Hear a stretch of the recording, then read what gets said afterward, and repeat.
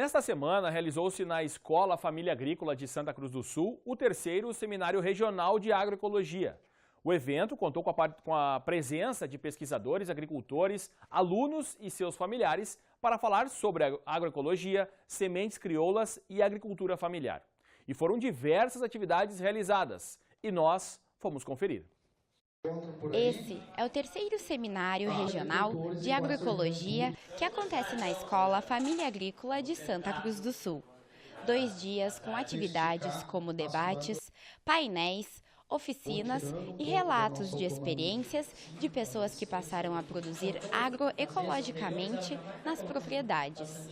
O grande benefício é a pauta do mundo hoje, né? Que é a alimentação saudável, ou seja, o mundo está muito assustado hoje com doenças, com uma série de situações decorrentes de uma má alimentação ou de uma alimentação não adequada, e a gente entende que a alimentação saudável passa pelas sementes crioulas, passa pela consolidação da agroecologia, passa pelo fortalecimento da agricultura familiar. Então esse grande debate mundial hoje, que se preocupa com aquilo que a gente está comendo, aquilo que está chegando nas nossas mesas, é o principal ponto de convergência das entidades que compõem a articulação em agroecologia, justamente para que se chegue até os supermercados, às feiras, aos espaços de comercialização, cada vez mais alimentos saudáveis, cada vez mais alimentos produzidos com todo o respeito e com toda a clareza, né, de produção que envolve esse alimento.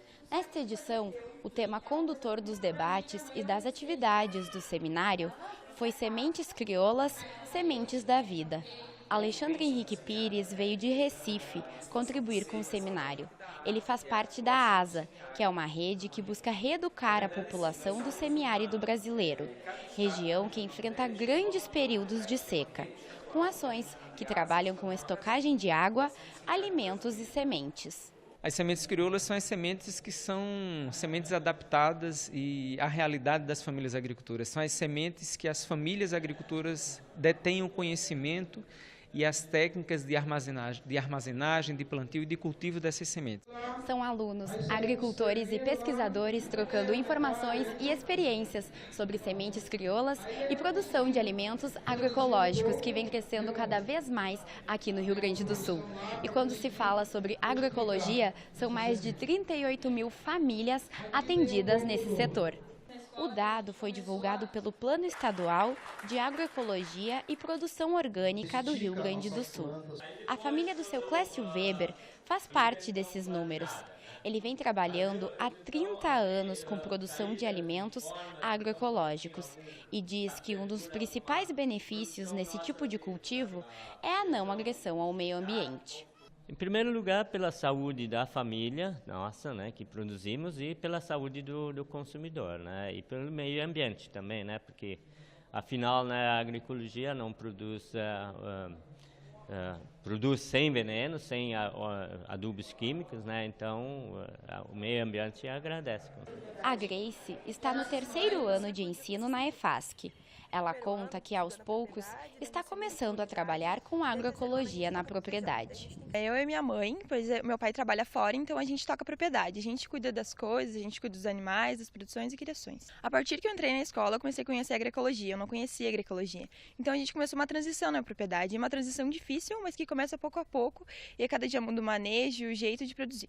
A agroecologia vai muito além da produção. Também é uma maneira de organizar o sistema, desde a semente até equilibrar a atividade agrícola com o meio ambiente. A perspectiva da gente plantar de forma diversificada, a agroecologia como uma forma de envolver jovens e mulheres no trabalho da agricultura e para a produção de alimentos saudáveis. A gente tem sempre dito que a agroecologia ela não é uma perspectiva apenas de produção de alimentos, mas de envolvimento também das pessoas, de jovens, de mulheres, de reconhecimento do conhecimento dos povos tradicionais, indígenas, quilombolas, dos agricultores camponeses, mas também uma perspectiva de uma posição política sobre o que é que a gente quer e como é que a gente quer o nosso planeta daqui para frente. Esta é para quem gosta de astronomia. Neste fim de semana vai acontecer a chuva de meteoros Oriônidas. Calma, ninguém vai ser atingido por esta chuva de estrelas cadentes. Os meteoros são apenas fenômenos luminosos provocados pela queima de pequenos fragmentos espaciais que entram na atmosfera da Terra. De acordo com o Observatório Nacional, isto poderá ser visto em todo o território brasileiro, mas para conseguir ver é melhor estar em um local escuro e afastado da cidade, pois a poluição luminosa dificulta a visibilidade. O pico da chuva dos meteoros Oriônidas será na madrugada de domingo, aproximadamente 45 minutos antes do amanhecer. Não será preciso qualquer instrumento, como binóculo, por exemplo. Segundo os astrônomos, a melhor posição para ver a chuva é deitado e o ideal é olhar para o céu por pelo menos 1 hora. O horário de verão começou no último domingo em 10 estados e também no Distrito Federal.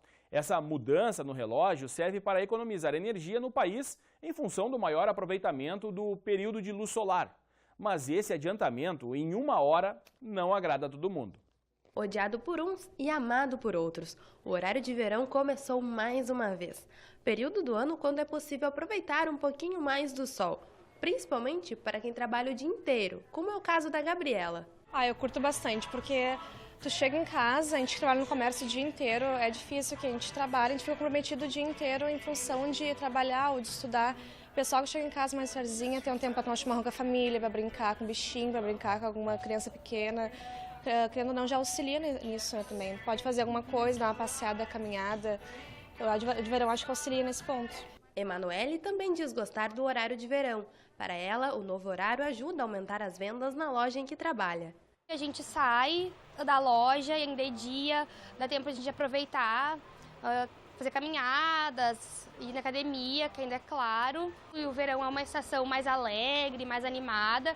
As pessoas saem mais para a rua e isso ajuda bastante para a gente do comércio, as pessoas estando na rua e entrando na loja, né? Por exemplo, ontem no trabalho eu fiquei 1 hora a mais porque eu não percebi o tempo, assim, sabe? Simplesmente eu fui trabalhando, daí eu olhei para fora, tá dia ainda, que eu fui continuar trabalhando lá, de repente eu olhei, caramba, cara, já é quase 7 horas, entendeu? Fiz 1 hora extra, na verdade até...